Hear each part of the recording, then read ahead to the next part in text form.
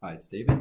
My application presentation is over Module 4, which pertains to the 7 traditions in the field of communication theory. I've chosen 2 of these to go over in relation to a situation I'm dealing with right now between 2 friends who are kind of butting heads at the worst moment. I'll talk about that later or very soon. Socio-cultural tradition, that involves the notion that language and communication create culture and relational reality, meaning the words you share between peers kind of shape the social climate, and it could go, it could go well, it could go south based off of how your conversation goes, and your lack of conversation or whatever. The ethical tradition involves fairness, integrity, honesty, and communication, essentially, and let's see, basically accepting responsibility for the words shared, short-term and long-term responsibility. So those are the nutshell definitions. Sorry about that. My situation that deals with these 2 traditions, I think. Right now, I'm kind of moderating between 2 friends who are butting heads, like I said, at the worst moment.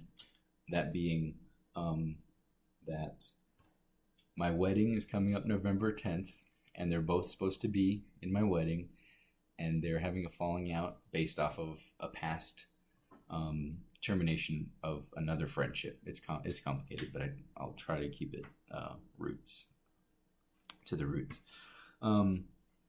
So in moderation, as it pertains to social cultural tradition, what my conversations with them, I have to be very, very tactful, very diplomatic about my questions or how I phrase my, my inquiries about, like, did you mean to do that, or is, it's like I'm forced to be a therapist in order to avoid too harsh or too aggressive of a defense, and therefore not making the situation better. So I kind of, the words we share kind of dictate how that conversation goes in working that out between both of them, because I have to moderate. I don't have to, but it's my wedding, and yeah. So the ethical, actually one more point in the social cultural, in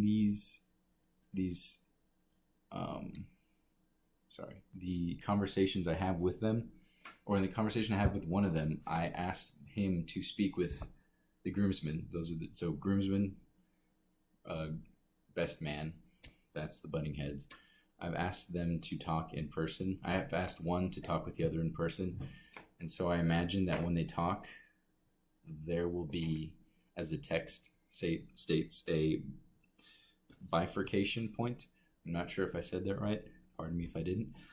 In which they hash out everything, they lay it all out in the air, and it's all feelings are shared and miscommunications cleared up, and it goes well, or they just stand their ground and it's just like it doesn't work and it doesn't go well. So that's in a nutshell the bifurcation point.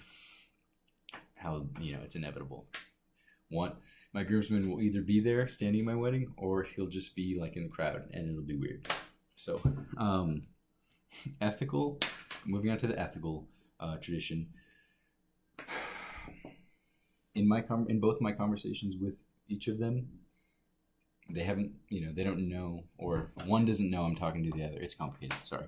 In my conversations with each of them, I have to be fair, honest, and I would hope that they are going to be fair and honest in my communication with them and with their communication with each other. So I'm hoping there's an ethical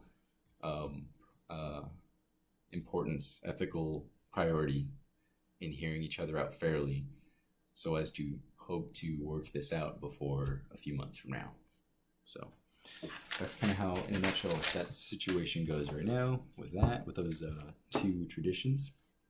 How I will apply these in my future, I'm gonna make this brief. One day I would hope to be a parent, and as a parent of multiple children, at some point you're going to have to moderate. Probably you're going to have to be the judge of situations. So the words I share and the words they share with each other, they matter in forming, in either hurting or helping the relationship you have. And you just have to be able to mend fences and communicate why you're doing this. And I'm not a parent, but one day, I know that you'll have to be a moderator, you'll have to be a judge, you have to dictate how much energy you want to put into those situations. And then if that speaks to the ethical tradition that you obviously have to keep in mind, I would hope raising them right and knowing right from wrong, and how the communication between everyone involved, you would hope, has integrity and honesty, and hearing each other out, and that whole diplomatic kind of Socratic thing. So that's the situation I apply those two traditions to. In conclusion, everything so far I've read in the text has been like a ringing bell about this current situation of mine. So it's been very valuable to see all these theories that are so relevant to maintaining friendships, and to why friendships are deteriorate, or trying to salvage them. And I really hope to learn from both my situation and from the continued reading from the text. Thank you for listening. I appreciate your patience, and have a good night or a good day, depending on when you're watching.